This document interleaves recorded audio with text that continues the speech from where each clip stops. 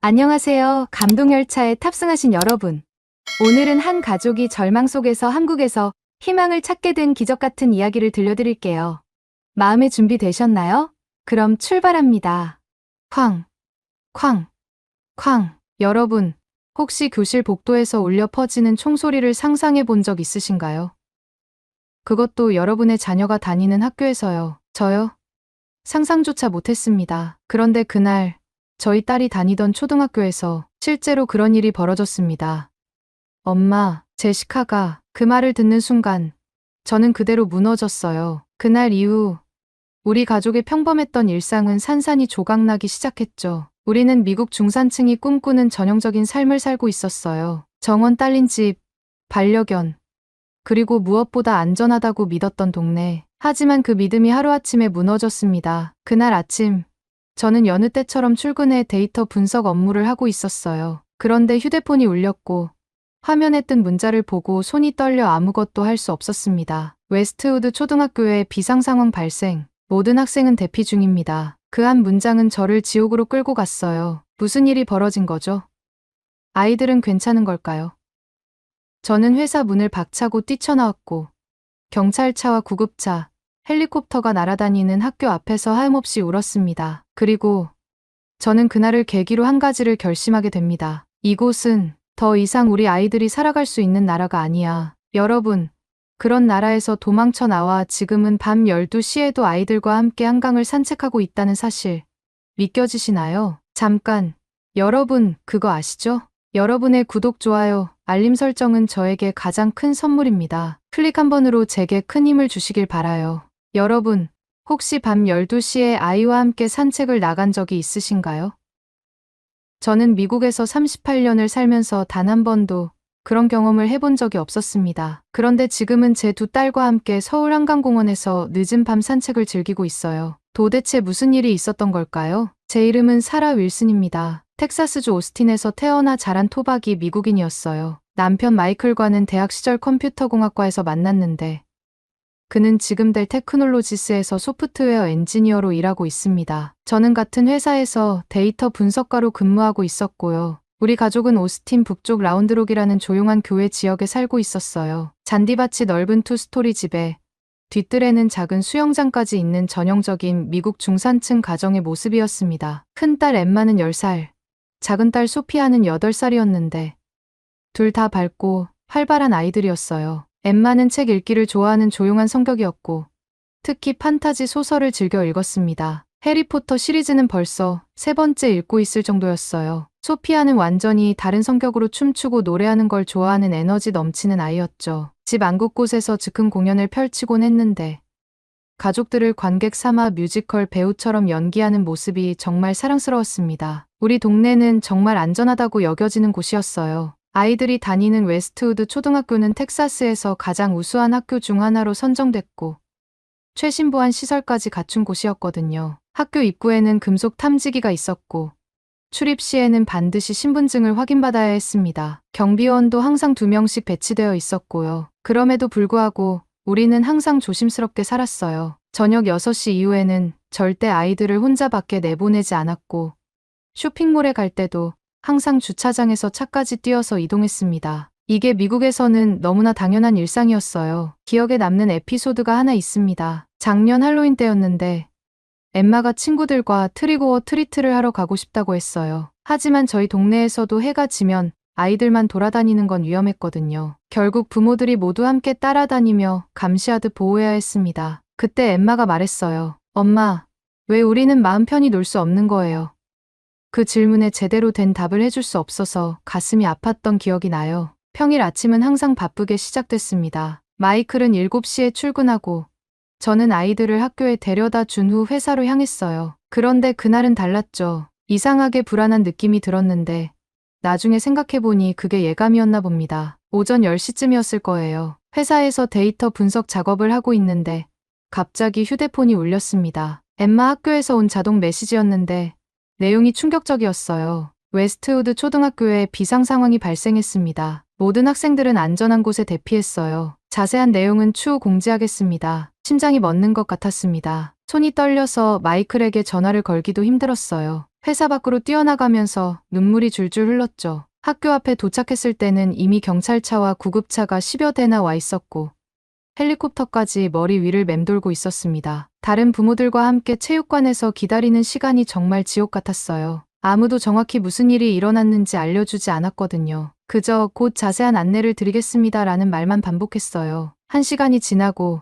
2시간이 지났는데도 아이들은 나오지 않았습니다. 드디어 오후 3시쯤 엠마와 소피아를 만날 수 있었어요. 엠마는 제 품에 안기자마자 엉엉 울기 시작했고 소피아는 이상하게 조용했습니다. 평상시 같으면 저를 보자마자 엄마 하고 큰 소리로 뛰어왔을 텐데 그날은 그냥 멍하니 서 있기만 했어요. 집으로 가는 차 안에서 엠마가 떨리는 목소리로 말했습니다. 엄마, 제시카가 더 이상 말을 잇지 못하고 울음을 터뜨렸어요. 제시카는 엠마의 단짝 친구였거든요. 그 순간 가슴이 철렁 내려앉는 걸 느꼈습니다. 나중에 뉴스를 통해 알게 된 사실은 너무나 충격적이었어요. 21살의 한 남성이 학교에 침입해서 무차별 총격을 가한 것이었습니다. 다행히 신속한 대응으로 피해를 최소화할 수 있었지만 그래도 3명의 아이들과 1명의 선생님이 목숨을 잃었어요. 그 중에는 엠마의 친구 제시카도 있었습니다. 그날 밤부터 우리 집은 완전히 달라졌습니다. 엠마는 잠들기를 거부했고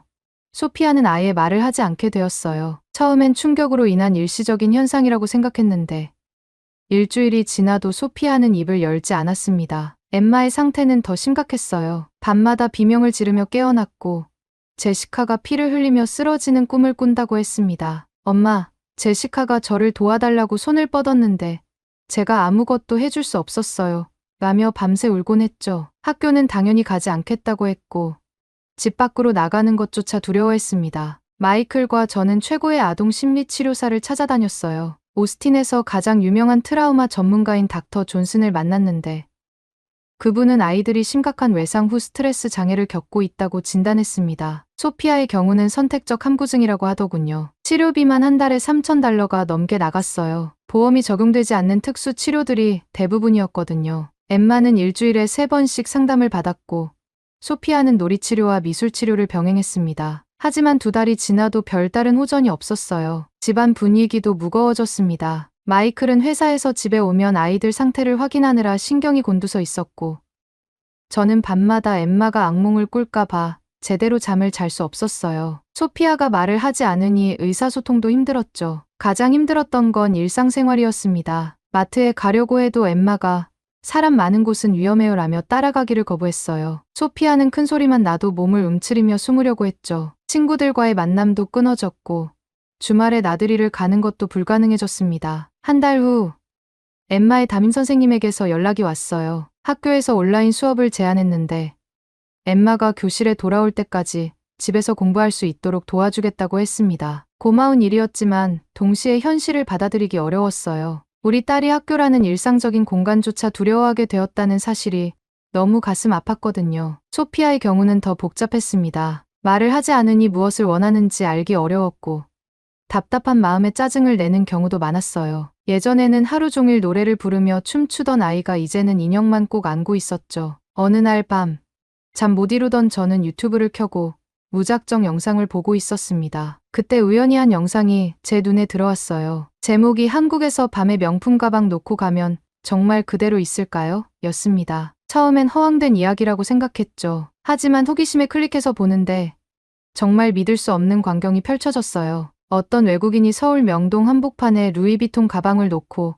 몇 시간 후에 돌아왔는데 가방이 그대로 있었던 겁니다. 심지어 지나가던 사람이 가방이 넘어지지 않도록 세워두기까지 했더라고요. 더 놀라운 건 그 다음이었어요. 밤 11시에 어린 여학생이 혼자서 지하철을 타고 집에 가는 모습이 나왔거든요. 미국에서는 상상도 할 수 없는 일이었습니다. 저희 동네에서는 대학생조차 밤에 혼자 다니는 걸 권하지 않는데 말이에요. 그 영상을 보고 나서 잠이 안 와서 관련 영상들을 계속 찾아봤습니다. 한국 치안 실험, 한국 밤거리 걷기, 한국 아이들 혼자 등하교 같은 키워드로 검색하니 수십 개의 영상이 나왔어요. 모든 영상이 같은 내용을 보여주고 있었죠. 한국은 정말 안전한 나라라는 것을요. 한 영상에서는 일본 관광객이 서울에서 지갑을 잃어버렸는데 다음 날 경찰서에 가니 그대로 돌려받았다는 이야기가 나왔습니다. 또 다른 영상에서는 미국에서 온 가족이 아이들과 함께 밤 10시에 한강 공원을 산책하는 모습이 나왔죠. 아이들이 정말 행복해 보였어요. 가장 충격적이었던 건 한국 초등학생들의 일상을 보여주는 영상이었습니다.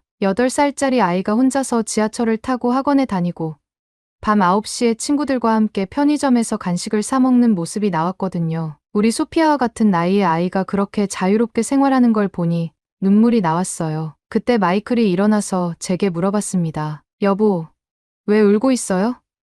저는 노트북 화면을 보여주며 말했죠. 당신도 이것 좀 봐요. 세상에 이런 곳이 정말 있나 봐요. 마이클도 처음엔 믿지 않았어요. 가짜 영상 아닌가요? 요즘 기술이 좋잖아요. 하지만 영상이 너무 많았습니다. 서로 다른 유튜버들이 올린 수백 개의 영상이 모두 같은 이야기를 하고 있었거든요. 한국은 밤에도 안전하고 아이들이 자유롭게 뛰어놀 수 있는 곳이라고요. 며칠 동안 저는 한국 관련 영상만 봤어요. 한국의 교육 시스템, 의료보험, 대중교통까지 모든 게 궁금해졌거든요. 그러다가 한 영상에서 미국에서 한국으로 이민 간 가족의 이야기를 봤는데 그들이 했던 말이 계속 머릿속에 맴돌았습니다. 아이들에게 줄 수 있는 가장 큰 선물은 안전한 환경입니다. 그 영상을 본 후 일주일 동안 저는 마이클을 설득하기 시작했습니다. 처음엔 미친 소리 하지 마요라며 펄쩍 뛰었어요. 아이들이 힘든 시기에 무슨 여행 얘기예요. 하지만 저는 포기하지 않았죠. 매일 밤 한국 관련 영상을 보여주며 한 번만 가보자고 졸랐어요. 마이클이 마음을 바꾼 건 소피아 때문이었습니다. 어느 날 저녁, 소피아가 거실에서 혼자 그림을 그리고 있었는데 그 그림을 보고 둘 다 충격을 받았어요. 검은 크레용으로 사람들이 쓰러져 있는 모습을 그렸거든요. 그것도 아주 세밀하게요. 8살 아이가 그릴 그림이 아니었습니다. 그날 밤 마이클이 말했어요. 알겠어요. 한국에 가봅시다. 하지만 일주일 만이에요. 저는 너무 기뻐서 울었죠. 드디어 우리 아이들에게 새로운 희망을 줄 수 있을 것 같았거든요. 여행 준비는 생각보다 복잡했습니다. 엠마는 비행기 타기를 거부했어요. 비행기에도 나쁜 사람이 있을 수 있어요 라며 울었죠. 소피아는 여전히 말을 하지 않았지만 여행 가방을 보더니 고개를 저었어요. 아이들을 달래는 데만 며칠이 걸렸습니다. 인천공항에 도착했을 때의 첫인상은 정말 놀라웠어요. 공항 직원들이 모두 친절했고 무엇보다 안전하다는 느낌이 들었습니다. 경찰들도 총을 차고 있지 않더라고요. 미국 공항에서는 항상 긴장된 분위기였는데 여기는 달랐어요. 호텔로 가는 택시 안에서 엠마가 처음으로 창밖을 내다봤습니다. 엄마, 여기 사람들은 왜 이렇게 평온해 보여요? 정말 그랬어요. 거리를 걷는 사람들의 표정이 편안했거든요. 미국에서는 항상 주변을 경계하며 빠르게 걸어 다니는데 여기 사람들은 여유로워 보였어요. 첫날 밤이 가장 기억에 남습니다. 호텔에서 나와 명동 거리를 걸었는데 밤 9시인데도 어린아이들이 부모와 함께 여유롭게 쇼핑을 하고 있었어요. 소피아가 제 손을 꼭 잡더니 처음으로 미소를 지었습니다. 그 미소를 본 순간 눈물이 났어요. 더 놀라운 건 그 다음이었습니다. 한 카페에서 노트북을 켜놓고 자리를 비운 사람이 있었는데 1시간 후에 돌아와도 그대로 있더라고요. 마이클이 믿을 수 없다며 계속 중얼거렸어요. 미국에서는 상상도 할 수 없는 일이었거든요. 둘째 날에는 지하철을 타봤습니다. 엠마가 처음엔 무서워했지만 지하철 안에서 할머니 한 분이 소피아에게 사탕을 주시더라고요. 소피아가 감사합니다라고 작은 목소리로 말했어요. 3달 만에 처음 들어본 소피아의 목소리였습니다. 저는 그 자리에서 울었죠. 가장 인상적이었던 건 홍대 근처에서 본 광경이었어요. 밤 10시인데 중학생 정도로 보이는 아이들이 친구들과 함께 길거리에서 치킨을 먹고 있었습니다. 부모님들은 보이지 않았어요. 마이클이 저 아이들 괜찮을까요? 라고 걱정했는데 지나가던 아주머니가 영어로 여기는 안전해요. 걱정하지 마세요 라고 말해주셨어요. 셋째 날에는 학교 견학을 했습니다. 미리 연락해서 허락받은 강남의 한 초등학교였는데 정말 충격적이었어요. 급식실에서 영양사 선생님이 직접 음식을 만들고 있었고 아이들이 먹는 음식의 질이 미국과는 비교할 수 없을 정도로 좋았습니다. 엠마가 엄마, 여기 음식은 왜 이렇게 맛있어 보여요? 라고 물었어요. 미국 학교 급식은 대부분 냉동식품이었거든요. 여기서는 매일 신선한 재료로 따뜻한 음식을 만들어주고 있었죠. 더 놀라운 건 방과 후 프로그램이었습니다. 태권도, 피아노, 미술, 과학실험까지 다양한 활동이 있었어요. 무엇보다 아이들이 정말 즐거워하고 있었습니다. 미국에서는 방과 후에 아이들을 혼자 두는 것 자체가 불가능한데 여기서는 오후 6시까지 안전하게 학교에서 지낼 수 있었어요. 담임 선생님과 이야기를 나눠보니 더욱 놀랐습니다. 한국에서는 아이들이 혼자 등하교하는 게 당연해요. 초등학교 저학년도 지하철 타고 학교에 와요. 정말 믿기 어려운 이야기였죠. 넷째 날 저녁, 한강공원에서 산책을 했는데 그곳에서 본 광경은 평생 잊을 수 없을 것 같아요. 밤 9시인데도 가족들이 돗자리를 펴고 치킨을 먹으며 여유롭게 시간을 보내고 있었습니다. 아이들은 자전거를 타고 뛰어다니고 있었고요. 소피아가 갑자기 제게 달려와서 말했어요. 엄마, 여기서 살고 싶어요. 그 순간 가슴이 뭉클했습니다. 미국에서 3달 동안 말을 하지 않던 아이가 한국에 온 지 나흘 만에 자기 의사를 표현한 거예요. 마지막 날에는 롯데월드에 갔습니다. 놀이공원에서도 아이들이 부모 없이 친구들끼리 놀고 있는 모습을 봤어요. 엠마가 엄마, 저도 친구들이랑 혼자 놀이공원에 와보고 싶어요 라고 말했습니다. 미국에서는 꿈도 꿀 수 없는 일이었죠. 그날 밤 호텔에서 마이클과 긴 대화를 나눴습니다. 정말 이곳에서 살 수 있을까요? 아이들이 행복해 보이긴 하지만 현실적인 문제들도 많았어요. 언어 문제, 일자리, 비자 등등. 하지만 아이들의 변화된 모습을 보니 모든 걸 감수할 만했습니다. 한국을 떠나는 날, 공항에서 소피아가 울었어요. 엄마, 꼭 다시 와요. 엠마도 여기서는 무서운 꿈을 안 꿨어요 라고 말했습니다. 일주일이었지만 우리 가족에게는 기적 같은 시간이었어요. 비행기 안에서 마이클이 제 손을 잡으며 말했습니다. 여보, 진지하게 생각해 봅시다. 아이들을 위해서라면. 그 순간 저는 확신했어요. 우리가 찾던 답이 바로 여기에 있었다는 거요. 미국에 돌아온 후 아이들은 또 예전 상태로 돌아갔습니다. 하지만 이번에는 달랐어요. 희망이 있었거든요. 소피아가 언제 다시 한국에 가요? 라고 매일 물었고, 엠마는 한국어 공부를 시작했어요. 미국에 돌아온 후 1달 동안 저희는 본격적으로 이민 준비를 시작했습니다. 마이클이 회사에 한국 지사 파견을 요청했는데 다행히 좋은 반응을 얻었어요. IT 회사라서 해외 근무 기회가 많았거든요. 저도 온라인으로 할 수 있는 번역 일을 알아봤습니다. 가장 큰 문제는 집이었어요. 오스틴에 있는 우리 집을 팔아야 했거든요. 부동산 중개업자와 상담했는데 시장 상황이 좋지 않다며 예상보다 낮은 가격을 제시했습니다. 하지만 더 이상 망설일 수 없었어요. 아이들의 정신 건강이 가장 중요했거든요. 엠마는 한국어 학습 앱을 다운받아서 매일 공부했습니다. 안녕하세요부터 시작해서 감사합니다, 죄송합니다 같은 기본적인 표현들을 익혔어요. 소피아도 언니를 따라서 한국어를 따라 말하기 시작했죠. 아이들이 스스로 준비하는 모습을 보니 정말 기특했습니다. 한국 교육 제도를 알아보는 것도 중요한 일이었어요. 인터넷으로 찾아보니 외국인 자녀를 위한 특별한 프로그램들이 있더라고요. 국제학교도 있었지만 저희는 아이들이 한국 문화에 완전히 적응할 수 있도록 일반 공립학교를 선택하기로 했습니다. 2달 후 드디어 비자가 나왔습니다. 마이클의 주재원 비자와 함께 저와 아이들도 동반 비자를 받을 수 있었어요. 그날 밤 온 가족이 기뻐서 춤을 췄죠. 소피아가 이제 정말 한국에서 살 수 있어요? 라고 물었을 때 저는 확신에 찬 목소리로 그럼이라고 대답했습니다. 집을 정리하는 건 생각보다 힘들었어요. 12년 동안 살았던 집이었거든요. 아이들이 태어나서 첫걸음을 뗀 곳이고 첫 번째 생일을 축하했던 곳이었죠. 하지만 이제 이곳은 우리에게 상처만 남긴 곳이 되어버렸습니다. 이사 준비를 하면서 가장 어려웠던 건 친구들과의 이별이었어요. 이웃들이 정말 한국까지 가야 해요?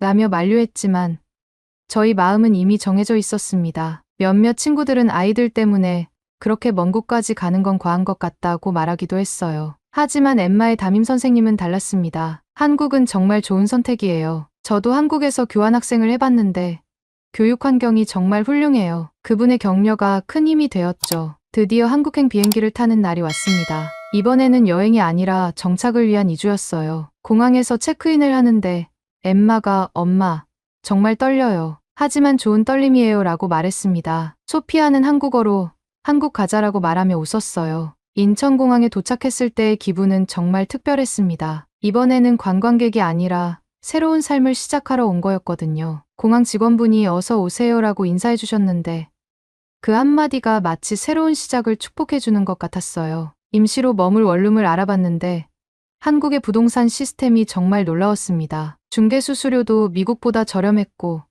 계약 과정도 투명했어요. 무엇보다 집주인분이 정말 친절하셨죠. 아이들이 있으시네요. 근처에 좋은 학교 많아요라며 학교 정보까지 알려주셨습니다. 아이들 학교 등록은 생각보다 간단했어요. 교육청에서 외국인 학생을 위한 별도 프로그램을 운영하고 있었거든요. 담당 직원분이 처음엔 힘들겠지만 금방 적응할 거예요. 한국 아이들이 외국 친구들을 정말 좋아해요 라고 말씀해 주셨어요. 엠마가 다닐 초등학교에 처음 갔을 때의 기억이 생생합니다. 교장 선생님이 직접 나와서 맞아주셨고, 담임 선생님은 영어로 인사해 주셨어요. Welcome to Korea라고 말씀하시는데 정말 따뜻했죠. 가장 감동적이었던 건 아이들의 반응이었습니다. 엠마가 교실에 들어가니 아이들이 모두 일어나서 박수를 쳐주더라고요. 안녕하세요라고 인사하는 아이들의 순수한 미소를 보니 눈물이 났어요. 미국에서는 상상할 수 없는 일이었거든요. 소피아가 다닐 어린이집도 마찬가지였습니다. 선생님들이 정말 세심하게 챙겨주셨고,